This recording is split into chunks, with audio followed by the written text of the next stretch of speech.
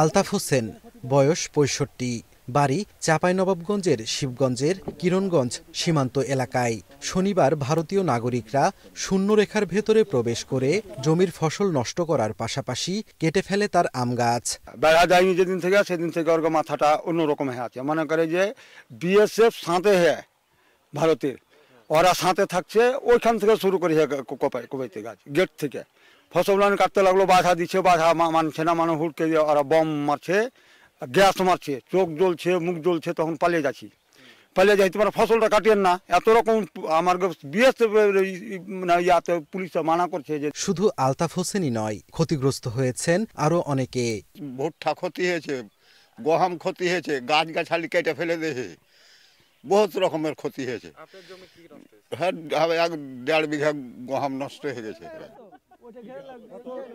বাংলাদেশি নাগরিক ও কৃষকরা জানান, নিয়ম অনুযায়ী শূন্যরেখা থেকে সীমান্তের ১৫০ গজ দূরে কাঁটাতারের বেড়া দেওয়ার কথা, কিন্তু গত ৬ জানুয়ারি থেকে ৮ জানুয়ারি পর্যন্ত ভারতীয় সীমান্তরক্ষী বাহিনী বিএসএফ আন্তর্জাতিক সীমানা আইন লঙ্ঘন করে ৫০ থেকে ১০০ গজ দূরে কাঁটাতারের বেড়া নির্মাণের চেষ্টা করে।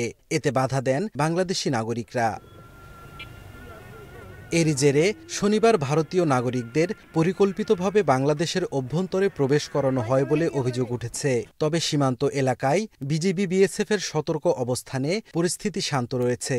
ওরা গম কাটা নিয়ে আমাকে এইভাবে অন্যায় করে বিএসএফ নিয়ে গ্যাস মারছে, দিয়ে আমরাকে তেড়ে আমাকে ফসল পানি নষ্ট করে দিয়ে। তুচ্ছ ঘটনাকে কেন্দ্র করে সীমান্তে অপ্রীতিকর ঘটনা ঘটছে দাবি করে স্থানীয়দের শূন্যরেখায় যেতে বারণ করা হচ্ছে বলে জানিয়েছে বিজিবি। বিজিবির পক্ষ থেকে আমাদের সকল নাগরিক এবং জনগণের জন্য রিকোয়েস্ট হচ্ছে, কেউ যেন শূন্য লাইন অতিক্রম না করে। কারণ হচ্ছে শূন্য লাইন অতিক্রম করে যে কোনো অনাকাঙ্ক্ষিত ঘটনার সৃষ্টি হতে পারে। এ ব্যাপারে স্থানীয়দের সাথে আলোচনার পাশাপাশি দুদেশের অধিনায়ক পর্যায়ে পতাকা বৈঠক অনুষ্ঠিত হয়েছে। সীমান্তে আর যেন কোনো অস্থিতিশীল পরিস্থিতি সৃষ্টি না হয়, এই জন্য বিজিবির পক্ষ থেকে বাড়ানো হয়েছে টহল। এছাড়া শনিবার শূন্যরেখা অতিক্রম করে বাংলাদেশের অভ্যন্তরে অবৈধভাবে অনুপ্রবেশ করায় বিজিবির পক্ষ থেকে লিখিতভাবে প্রতিবাদ জানানো হয়েছে। চাঁপাইনবাবগঞ্জের শিবগঞ্জ উপজেলার কিরণগঞ্জ সীমান্ত থেকে সাইফুর রহমান রকি, সময় সংবাদ।